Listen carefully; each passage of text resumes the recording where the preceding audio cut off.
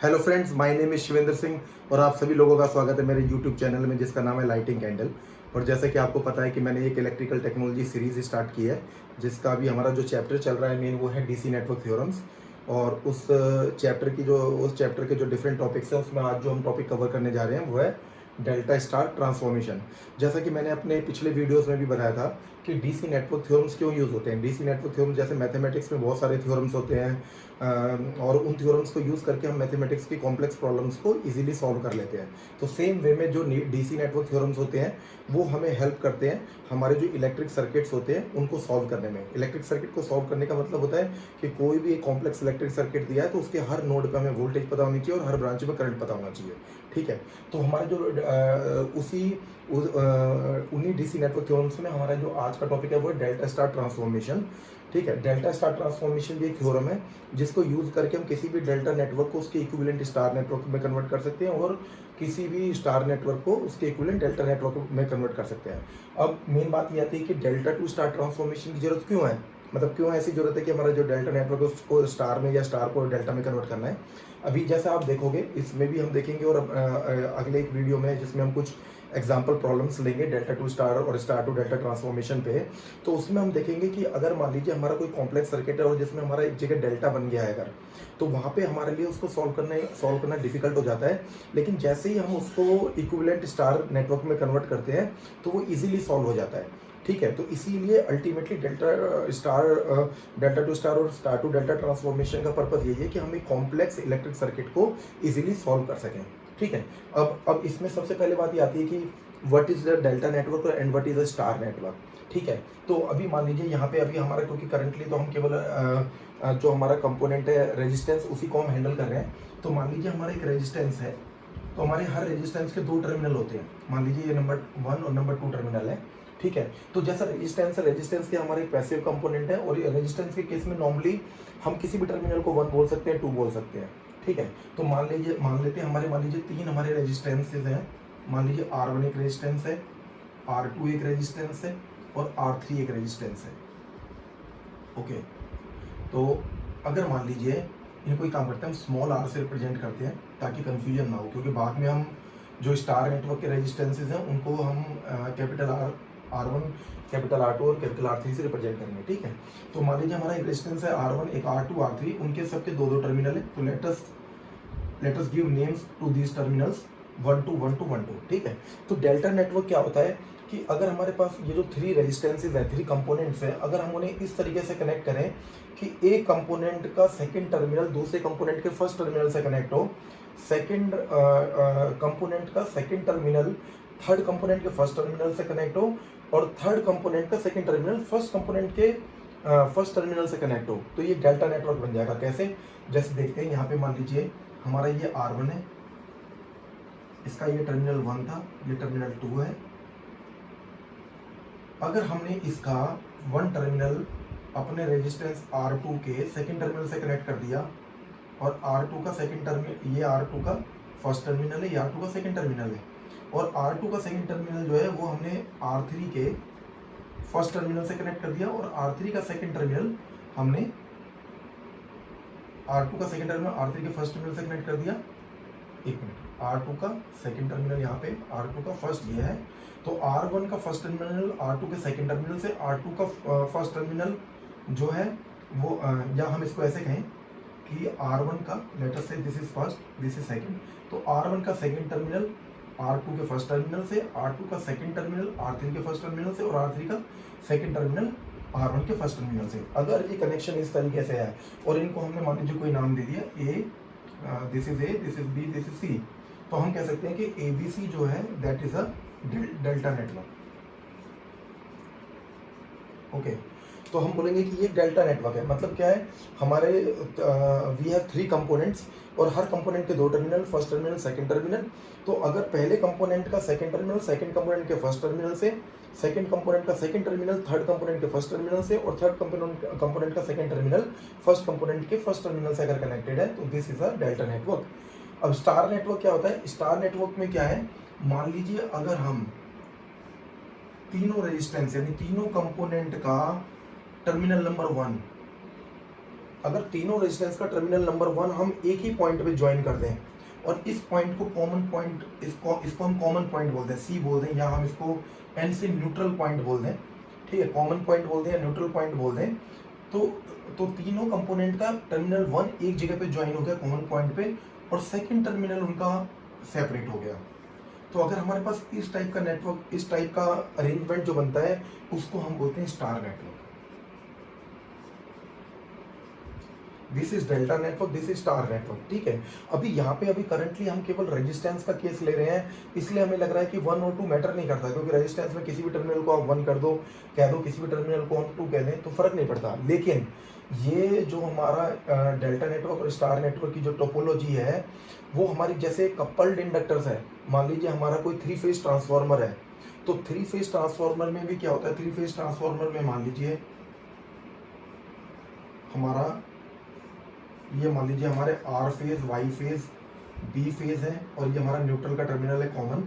तो वहाँ पे क्या होता है, वहाँ पे क्योंकि वहाँ पे ये ट्रांसफार्मर में वाइंडिंग्स हैं और वाइंडिंग्स की पोलैरिटी होती है, तो वाइंडिंग्स की पोलैरिटी होती है, तो अगर मान लीजिए ये एक पोलैरिटी है, ये पोलैरिटी इस तरीके से, ये पोलैरिटी इस तरीके से है, तो वहाँ पे terminal 1 and terminal 2 those are distinct terminals. हम वहाँ पे उनको आपस में एक्सचेंज नहीं कर सकते। अगर हम यहाँ पे आपस में एक्सचेंज कर देंगे उनको, तो या तो हमें सारे टर्मिनल 1 कंबाइन करके उनको कॉमन करना है, या सारे टर्मिनल 2 को कंबाइन करके कॉमन करना है। लेकिन हम ऐसा नहीं कर सकते कि स्टार नेटवर्क बनाने के लिए हम जो वाइंडिंग, हमारी जो वाइंडिंग 1 है, मान लो आर फेज की जो वाइंडिंग है उसका हम टर्मिनल 2 लें, वाई फेज की वाइंडिंग का टर्मिनल 1 लें, तो वो स्टार नेटवर्क नहीं बनेगा, ठीक है। तो इसीलिए जो हम 1 और 2 बोल रहे हैं वो इंपॉर्टेंट है। रेजिस्टेंस के केस में हो सकता है कि वो लग रहा है कि मैटर नहीं करता, कि 1 और 2 किसी को भी 1 मान लो, किसी को भी 2 मान लो, ठीक है। लेकिन जहाँ पे हमारा जैसे मैंने अभी एग्जांपल दिया ट्रांसफार्मर के केस में, जहाँ पे वाइंडिंग्स में पोलैरिटी है, तो वहाँ पे 1 टर्मिनल 1 है, 2 2 ही है, ठीक है। तो वहाँ पे हमें ये डेफिनेशन ध्यान रखनी है कि सबका आइदर 1 टर्मिनल ज्वाइन होगा और एक कॉमन पॉइंट या न्यूट्रल पॉइंट बनाएगा, या सबका टर्मिनल 2 ज्वाइन होगा, ठीक है। तो ये तो अभी हमने देखा कि ये delta network by definition delta network क्या होता है, बाय डेफिनेशन स्टार नेटवर्क क्या होता है, ठीक है। अब हमें देखना है कि ट्रांसफॉर्मेशन कैसे करना पॉसिबल है, ठीक है। तो ट्रांसफॉर्मेशन के लिए एक काम करते हैं, हम एक ट्रांसफॉर्मेशन के लिए हम एक सिंपल एग्जांपल लेते हैं। मान लीजिए हमारे 3 टर्मिनल है, this is our terminal number 1, okay, this is our terminal number 2, this is terminal number 3, और यहाँ पर हमारे मान लेते हैं, यहाँ पे हमारे this is a delta, let us consider this is a delta network, okay, this is a delta network. तो मान लेते हैं जो हमारा 1 और 2 टर्मिनल के बीच में 1 और 2 के बीच में जो हमारा रेजिस्टेंस कनेक्टेड है, मान लीजिए उसका नाम है R12। जो 2 और 3 के बीच में कनेक्टेड है वो है R23। जो 1 और 3 के बीच में कनेक्टेड है वो है R31। अब जैसे 1 और 3 के बीच में हम उसको R13 भी लिख सकते थे, जो R2 और 3 के बीच में उसको हम R32 भी लिख सकते थे। लेकिन हम एक टर्मिनोलॉजी फॉलो करते हैं कि जो नंबर छोटा है उसको हम पहले लिखेंगे और साइक्लिक वे में चलेंगे। जैसे अगर हमारा 1 और 2 के बीच में तो R12 है, तो R12 फिर R23 फिर R31, ताकि हम उन्हें साइक्लिक वे में लिख रहे हैं, ठीक है, ताकि उनको रिप्रेजेंट करना इजी रहे, ठीक है। और यहाँ पे मान लेते हैं हमारा एक स्टार नेटवर्क है, यहाँ पे भी हमारा टर्मिनल 1 है, टर्मिनल 2 है, टर्मिनल 3 है, और स्टार नेटवर्क में ये रेजिस्टेंस है हमारा R1, this resistance is R2 and this resistance is R3, और यहाँ पे हमारा एक कॉमन पॉइंट है न्यूट्रल पॉइंट, और ये टर्मिनल है हमारे 1 2 3 टर्मिनल, ठीक है। तो अब हमारे पास एक डेल्टा नेटवर्क है, हमें इस डेल्टा नेटवर्क को एक इक्विवेलेंट स्टार नेटवर्क में कन्वर्ट करना है। This network is delta, this network is star. तो हमें इस डेल्टा नेटवर्क को उस स्टार नेटवर्क में, इक्विवेलेंट स्टार नेटवर्क में चेंज करना है, ट्रांसफॉर्म करना है, ठीक है। तो सबसे पहली बात ये आती है कि हम 2 नेटवर्क को या 2 सर्किट्स को हम कब कह सकते हैं कि वो एक दूसरे के इक्वल है। हम तब उनको इक्वल बोल सकते हैं जब हमारे पास जैसे 3 टर्मिनल 1 2 3, अगर दोनों टोपोलॉजी में टर्मिनल 1 और 2 के बीच में जो इक्विवेलेंट रेजिस्टेंस है अगर वो सेम आता है, 2 और 3 के बीच में जो इक्विवेलेंट रेजिस्टेंस है वो सेम आता है दोनों टोपोलॉजी में, और 1 और 3 के बीच में जो इक्विवेलेंट रेजिस्टेंस है वो सेम आता है।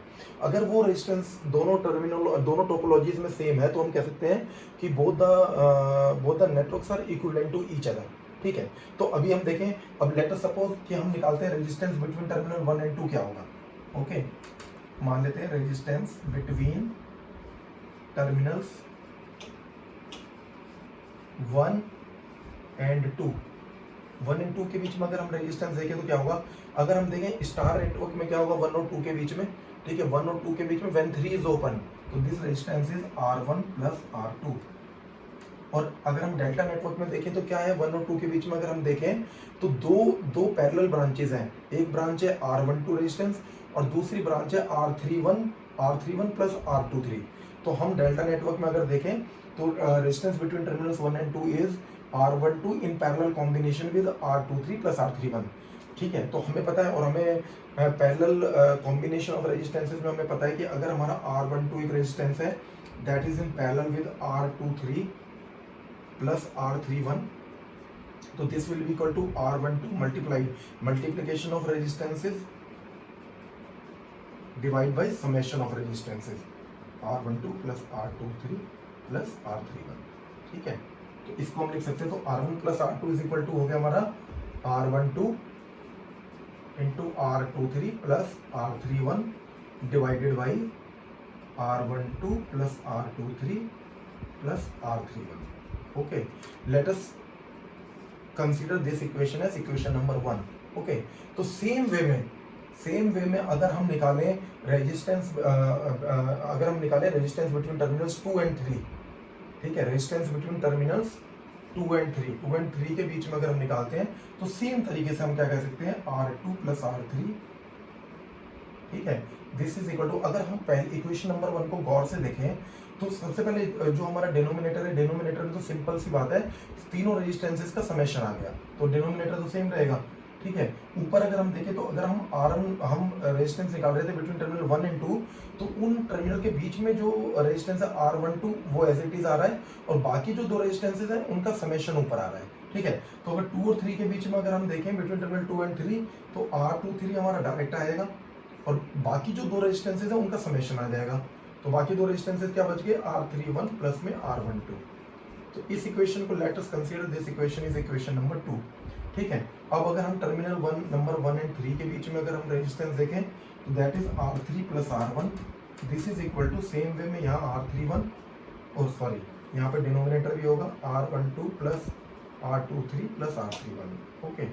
तो यहाँ पे R31 है तो R31 हो गया, बाकी जो दो रेजिस्टेंसेज बच गए वो है R12 plus R23 divided by denominator में सेम है R12 plus R23 plus R31, okay. This is equation number 3, okay. अब अगर हम ध्यान से देखें, क्योंकि हमें या तो R1 निकालना है या R2 निकालना है या R3 निकालना है, ठीक है, जो स्टार नेटवर्क के अंदर, तो हम क्या कर सकते हैं, अगर हम देखें, अगर हम equation number 1 minus equation number 2 करें और प्लस इक्वेशन नंबर 3 करें तो क्या होगा। अगर हम equation number 1 this equation minus this equation plus this equation करें तो क्या होगा, let us take care of the left hand side first. तो R1 plus R2 minus R2 plus R3 plus R3 plus R1, okay. और इसको अगर हम solve करें लेफ्ट साइड में तो ये बनेगा R1 plus R2 minus R2 minus R3 plus R3 plus R1, okay. यहाँ से अगर हम देखें तो R2 से हमारा R2 कैंसिल, R3 से R3 cancel, R1 plus R1, तो this term becomes equal to 2 times R1, okay.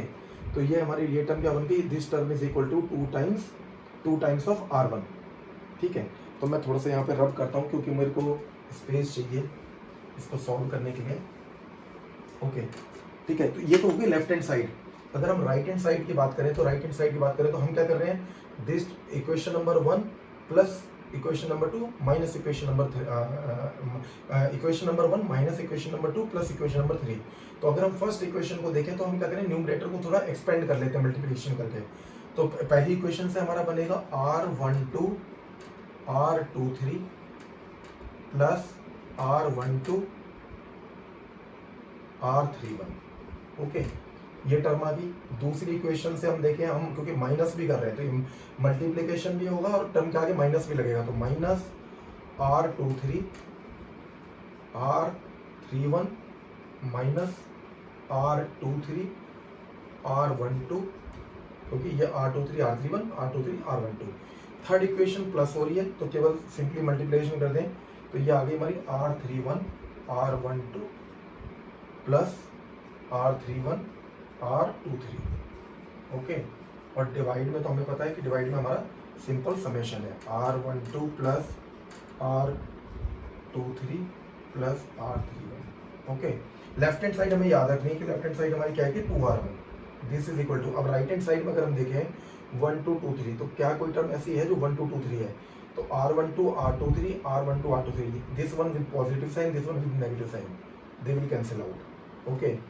1 2 3 1, do we have, just a second, this one 1 2 3 1, this is 1 2 3 1, but this is with a positive sign, this is 2 3 3 1, this is 2 3 3 1, one with negative sign, one with positive sign, they will cancel out, okay. Now there are 1 2 3 1 1 2 3 1, it will become 2 times of R12 R31 divided by R12 plus R23 plus R31, okay. So this is equal to 2 times R1, तो 2 से 2 cancel, तो this now this comes out to be equal to, I will have to rub it,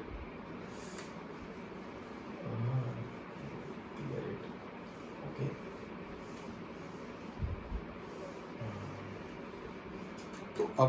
तो अगर अब हम इसको देखें तो it means R1 comes out to be equal to R12 R31 divided by R12 plus R23 plus R31, okay.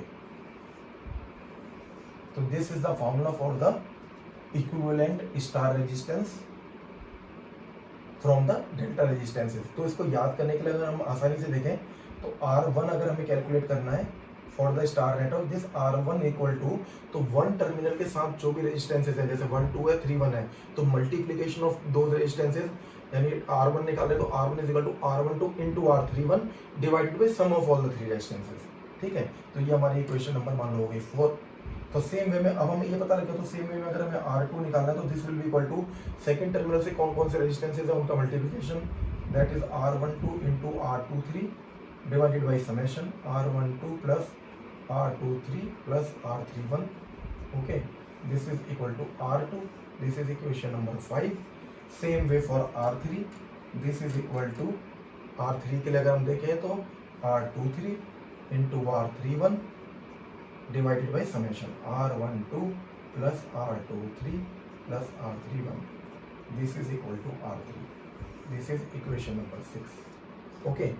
तो ये बहुत सिंपल है कि हमारा कहते हैं अगर डेल्टा से हमें स्टार में कन्वर्ट करना है तो सिंपली जो भी स्टार में रेजिस्टेंस निकलना है अगर टर्मिनल 1 का, तो this is equal to multiplication of 2 resistances in delta networks which are connected to that terminal divided by total sum of all the 3 resistances, ठीक है। तो ये सिंपल सा फॉर्मूला हमारा निकल गया। ये तो आ गया कि अगर हम डेल्टा से स्टार में कन्वर्ट करना चाहते हैं, अगर मान लो हम स्टार से, अच्छा वो कन्वर्ट करने से पहले हम एक और चलो उसको हम देखते हैं, बाद में देखते हैं, पहले उसको दूसरी ट्रांसफॉर्मेशन भी कर लेते हैं, फिर हम उसको देखेंगे, ठीक है। अब हमारे पास क्या है, मान लीजिए ये तो हो गया, हम अगर डेल्टा है हम स्टार में कन्वर्ट करना चाहते हैं। अगर मान लीजिए हमारे पास स्टार नेटवर्क में रेजिस्टेंसेज दिए हुए हैं और अगर हमें डेल्टा नेटवर्क में रेजिस्टेंसेज निकालने हैं तो क्या होगा, ठीक है। तो उसके लिए हम थोड़ा सा मैथमेटिक्स करते हैं। मैथमेटिक्स क्या है, सिंपल सा फंडा है कि हम क्या करेंगे, multiply equation 4/5 plus multiply 5 with 6 plus multiply 6 with 4, multiply 4 with 5, 5 with 6 and 6 with 4 and then do the addition, ठीक है। अगर हम ऐसा करते हैं तो क्या होगा, लेफ्ट हैंड साइड पे देखो क्या होगा, हम लेफ्ट हैंड साइड पे हमने इस R1 को इससे मल्टीप्लाई करा, एक टर्म आ गई R1 R2, अब R2 इस 5 को 6 से मल्टीप्लाई करा तो टर्म आ गई R2 R3, 6 को 4 से मल्टीप्लाई करा तो टर्म आ गई R3 R1, ठीक है। और फिर समेशन कर दिया तो लेफ्ट साइड में, लेफ्ट हैंड साइड में तो हमारे पास ये आ जाएगा R1 R2 plus R2 R3 plus R3 R1, और ये किसके इक्वल होगा, अगर हम इक्वल टू देखें राइट साइड में देखें क्या आएगा, 4 को अगर हम 5 से मल्टीप्लाई करें तो क्या होगा, ऊपर की टर्म सीधा सीधा मल्टीप्लाई हो जाएंगे, इसका मतलब ऊपर क्या आएगा हमारा R12 R31, ये टर्म्स मल्टीप्लाई बाई ये टर्म आ जाएंगी R12 R23, ओके। डिवाइड में क्या होगा, क्योंकि R12 plus R23 plus R31 है और नीचे भी सेम है इधर, तो ये हो जाएगा इसका whole square, R12 plus R23 plus R31 whole square.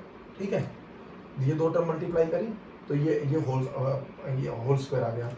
ठीक है, अगली टर्म अगर हम देखें तो क्या होगा, अगली टर्म, और हमें फिर प्लस भी करना है, और देखा जाए तो नीचे अगर मल्टीप्लाई करें तो हर बार ये होल स्क्वायर ही आएगा, तो नीचे डिनोमिनेटर में होल स्क्वायर रह जाएगा, ऊपर अगर हम प्लस करेंगे तो क्या होगा, 5 को 6 से मल्टीप्लाई करा तो क्या हुआ, R12 R23 R23 once again R31।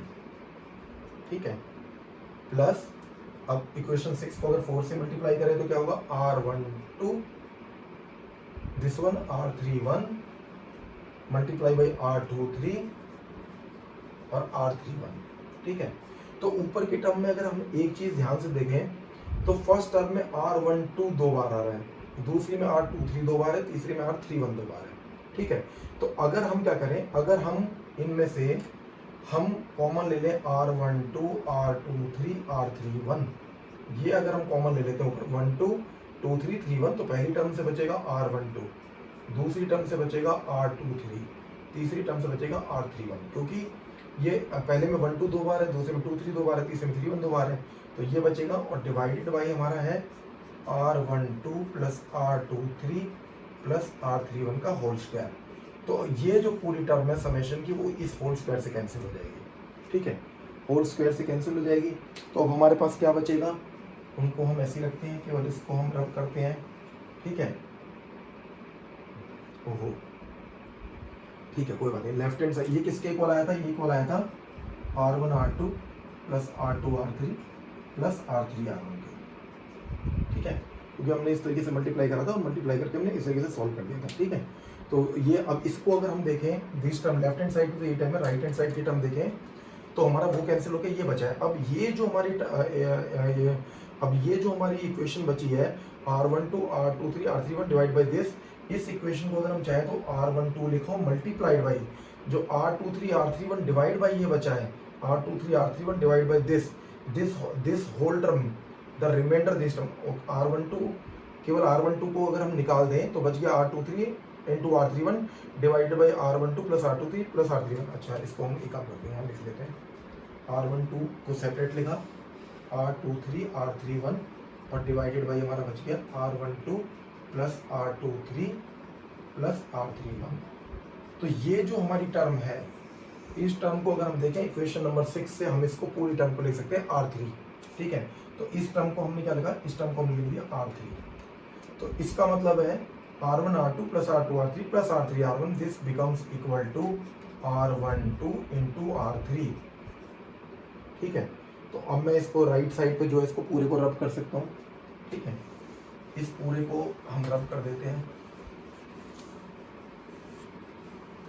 अब इसको अगर हम देखें तो यहाँ से अगर हम देखें राइट हैंड साइड पे हमारा है R12 R3। अब हमने राइट हैंड साइड को लेफ्ट पे कर लिया, लेफ्ट वाले को राइट हैंड साइड पे कर लिया, जस्ट चेंज करा है बस, कुछ नहीं। R1 R2 plus R2 R3 plus R3 R1, this is equal to R12 R3। तो R12, अब हमें तो डेल्टा का रेजिस्टेंस निकालना है, डेल्टा सर्किट के अंदर वाला, तो R12 इक्वल टू पूरी इक्वेशन को हम R3 से डिवाइड करेंगे। तो अगर हम R3 से डिवाइड करें तो देखें R1 में R3 है, तो R3 से डिवाइड करेंगे तो R1 आ जाएगा, तो ये टर्म यहाँ आ जाएगी, प्लस R2 R3 से डिवाइड करेंगे तो R2 आ जाएगा, plus R1 R2 divide by R3। ठीक है, तो हमारा R12 this is equal to R1 plus R2 plus R1 R2 divide by R3, ये हमारी ये बन गई। तो ये हमारे स्टार नेटवर्क के रेजिस्टेंस से हमारा डेल्टा नेटवर्क का रेजिस्टेंस निकल गया। ठीक है, इस इक्वेशन को हम बोल देते हैं, मान लीजिए equation number 7, this is equation number 7। तो अगर हम देखें यहाँ पे भी बहुत सिंपल सी बात है, जैसे R12 निकालना है डेल्टा का, तो R12 इसमें 1 और 2 वर्ड है, तो 1 और 2 वर्ड से हमें क्या पता चल रहा है कि R12 is equal to R, मतलब R12 निकालना है तो जो दो टर्मिनल है 1 और 2, तो उसमें क्या होगा हमारा R1 plus R2 plus R1 R2 multiplication divide by third resistance R3।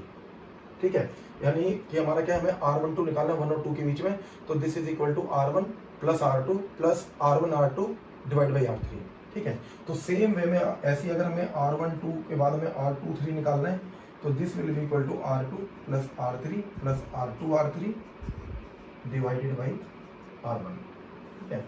This will be equal to R2R3, this is equation number 8।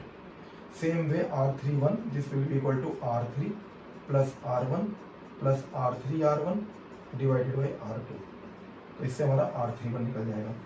This is equation number 9, okay. अब यहाँ पे हमें एक स्पेशल केस को भी ट्रीट करना है। वो स्पेशल केस क्या है? वो स्पेशल केस ये है कि मान लो all the resistances are equal, ठीक है। मान लेते हैं डेल्टा नेटवर्क में all the resistances are equal, it means R12 is equal to R23 is equal to R31 is equal to R delta, let us consider this, is equal to R delta. तो अगर ये case हो हमारा, this is equal to R delta, ठीक है। तो ये अगर हमारा R डेल्टा है तो हम अगर R1 को निकालें तो R1 क्या बनेगा हमारा, स्टार नेटवर्क का रेजिस्टेंस R1 क्या बनेगा, this will be equal to R12 into R31 and now every resistance is equal to R delta, therefore R1 will become equal to R delta multiplied by R delta divided by R delta plus R delta plus R delta, okay, this is equal to R delta into R delta divided by 3 times R delta, यानी R delta cancel, this is equal to R delta divided by 3, तो it means R1 is equal to R delta by 3। तो अगर हम किसी भी resistance को निकालें, even R2 को निकालें, it will come out to equal to R delta by 3। R3 को निकालें, this will be equal to R delta by 3, okay. तो हम इससे क्या बोल सकते हैं, इस इक्वेशन को अगर हम देखें तो इस इक्वेशन से हम, इस इक्वेशन के बेस पे हम ये बोल सकते हैं, इस इक्वेशन के बेस पे हम ये बोल सकते हैं कि R for a network in which, for a delta network in which all the resistances are equal and that equal value is R delta, then R star, this is equal to R delta divided by 3. This formula is very, let us consider this equation number 10. This formula is very important. For equal value resistances in delta network, the equivalent resistance, if we try to find out the equivalent star network, R star is equal to R delta by 3. This formula is very important, और ये formula बहुत सारे exams में भी आता है, और इस फॉर्मूला को यूज़ करके हम बहुत सारे कॉम्प्लेक्स नेटवर्क्स को सॉल्व भी करेंगे, ठीक है। तो अभी ये डेल्टा टू स्टार ट्रांसफॉर्मेशन में थ्योरेटिकल में तो इतना ही है। नेक्स्ट वीडियो के अंदर हम कुछ एग्जाम्पल प्रॉब्लम्स लेंगे और उन एग्जाम्पल प्रॉब्लम्स को सॉल्व करेंगे, ठीक है। तो आप मेरा नेक्स्ट वीडियो देखिएगा जिसमें हम क्वेश्चंस को सॉल्व करेंगे, और मैं उम्मीद करता हूँ कि ये जो भी डेरिवेशन मैंने किया है या जो भी इक्वेशन सॉल्व की है आपको समझ में आई होंगी। अगर आपको ये अच्छी लगी हैं, अगर आपको ये वीडियो अच्छा लगा है तो इस वीडियो को लाइक कीजिए, शेयर कीजिए, और अगर आपको मेरा चैनल पसंद है और आप चाहते हो कि मैं फ्यूचर में जो भी वीडियोज़ डालूँ वो आपको उनका नोटिफिकेशन आए, तो आप मेरे चैनल को सब्सक्राइब कीजिए। Till then have a nice day, thank you very much.